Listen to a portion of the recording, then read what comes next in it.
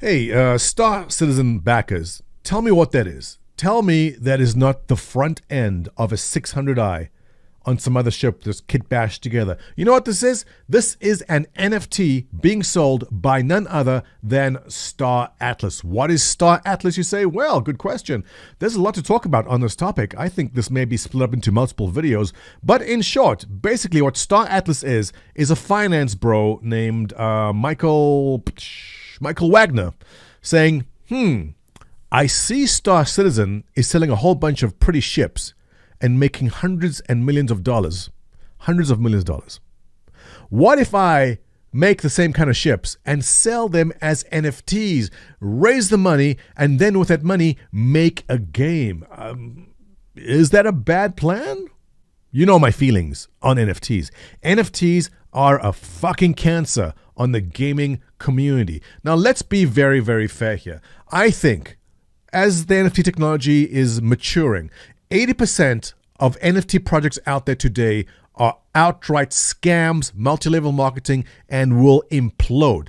The other 10% are kind of legit, are trying to be legit, but they will fail. I think at the end of the day, 10, maybe 5, 10% of the remaining NFT projects will succeed in the long run after the coming apocalypse, the NFT implosion, which will happen this year. Mark my words, guaranteed. The NFT market will implode sometime this year. So what's the story with Star Atlas? How they're ripping off Star Citizen?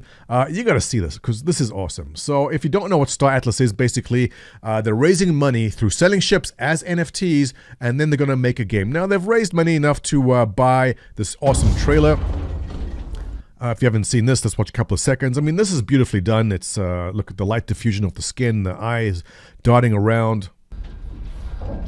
By the way, this is done by Hydra Studios. Now, it's not uncommon for gaming companies to outsource a lot of the work done. In this case, the work was outsourced to create this trailer by Hydra Studios, and it's not bad. Look, it's very good. Let's watch a bit. Space station. Miles. Well, but then again, I mean, this has nothing to do with an actual game because there is no actual game in Star Atlas at all. But what I'm interested in showing you is how they've blatantly gone. Now, fair is fair. You can create any kind of art asset you like for your game. And if the art assets happen to look similar to things in another game, it happens. For games in the same genre, it happens all the time. If you have some MMO where there's a helmet or a shield or a sword, it may look very similar to a helmet or shield or sword in some other MMO. So if there's a space MMO and some ships look the same, it can happen. But in this case with Star Atlas, they are seeking out Star Citizen concept artists and hiring them to make ships for Star Atlas, and not even afraid to admit, I mean, the names are right here. Here's Adrian Luchin, I just showed you. So here's a ship he made for Star Atlas. Tell me that's not the Nautilus. 100%. It's the Nautilus. And the first ship I showed you here, which is the, it's called the Calico here. Absolutely beautiful. Wow, like if this ship was in Star Citizen, I'd be all over this. But that is the front end from the 600i, and I guess some influencer from the back, I guess maybe the Carrack maybe. But no doubt about it, that's definitely a Star Citizen ship. And Adrian here also worked on the RSI Apollo, and on the 100i, and on the G12 rover, and on the ballista.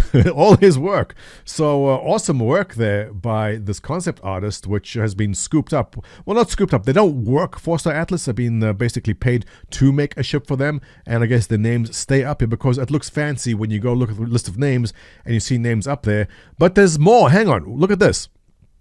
Elijah McNeil. Do you recognize this name? You should, because Elijah, now I have to scroll down quite a bit. Elijah did some very, very early concept work for Star Citizen. Do you recognize this image? Yeah, that's his. Do you recognize this other early image? There it is. That's his work too. You early backers in Star Citizen will recognize this, and he's a wonderful artist, again, paid by Star Atlas to make some work for them. But it gets better. It doesn't stop there. Gary Sanchez. Who is Gary Sanchez? You may not recognize the name, but you'll recognize his work. So what does that look like to you? Now, this is a ship that's actually sold in Star Atlas. If I go to the marketplace they have here, it's this thing. It's called a Pierce X4, and it was originally sold for $20. And if you had to try buy one today, you'd have to pay $363 for it. What? Holy cow. Okay, that's fascinating. There's a lot to dig into here. But anyway, so Gary Sanchez, you'll recognize his work right away. Let me scroll down a bit and you will see. Where is it? Where is it? Here it is. What's that? Drake Dragonfly. Recognize that? That's his. Recognize that? Okay. That's not the cartoon. That's a Suntok Yai early concept. What's this? A Nox. What's this? The Xion Scout. Yep. So, yeah, I definitely love Gary's work here. I'm a big fan of everything he's made. Hired by Star Atlas to make ships for them.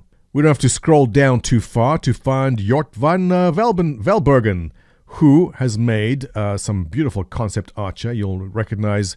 Well, this is what I made for Star Atlas. It kind of looks like an 890 jump, but let's be fair here. This is a kind of common shape for spaceships, Star Wars, for example. But the 890 jump, you cannot argue, is very, very similar. And if you're curious to what this sells for in Star Atlas, should we even take a look? What's the name on this? Yeah, let's go take a look what this sells for in Star Atlas right now.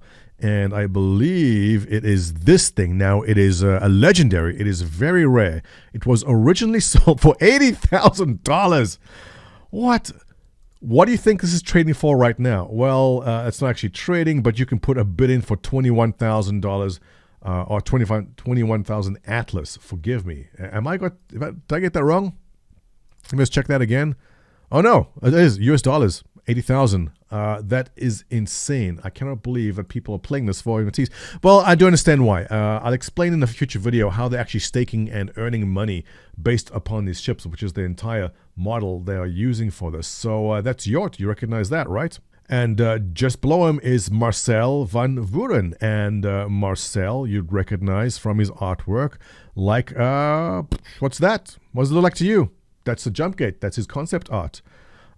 Definitely a lot of items we see in Star Citizen, and I guess when jump points come out, that's his influence we get from that. It doesn't stop there. It gets better. Just a bit further down, Michael Oberschneider. And Michael Oberschneider, oh, what's this? The Nautilus. Awesome.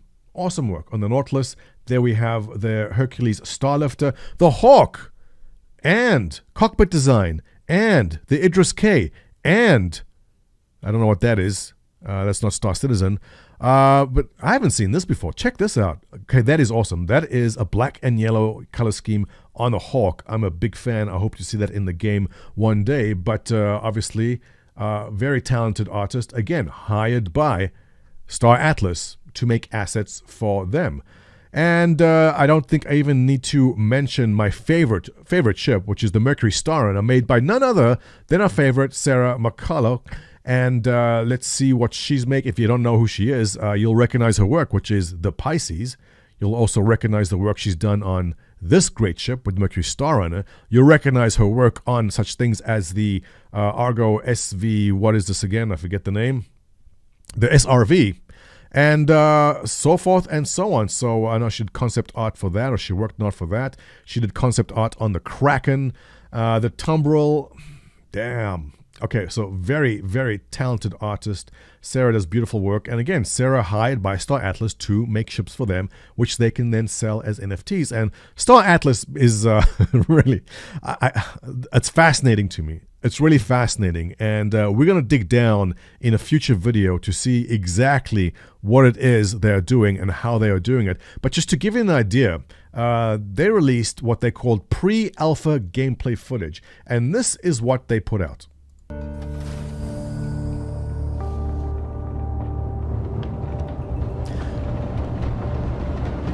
All right. Now this is Unreal 5, and it's a great engine. So look at the ground effects. Look at the dust being kicked up. Look at the way the grass moves. Unreal 5 with its lighting and effects and all the tools it gives you. Awesome stuff.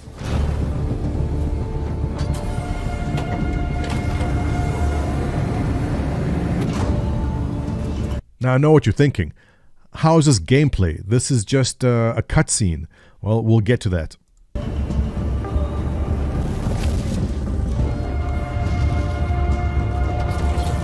Tell me it doesn't look like Star Citizen. It's exactly.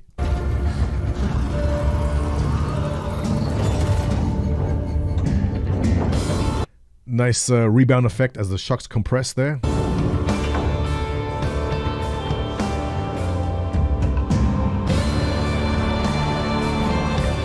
Anyway, you get the idea. So they go, here's our gameplay. What do you guys think? And look, people are not stupid.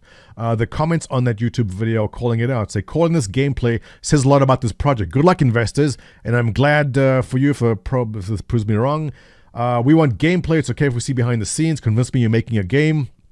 I'm sorry, but this is not gameplay footage. They're right. This is a cutscene, but we know where they're going with it. And where they're going with it is essentially making a hangar module just like Star Citizen did. In fact, here is a Star Citizen backer. 8 years ago, I was able to walk around my $45 ship in the Star Citizen hangar.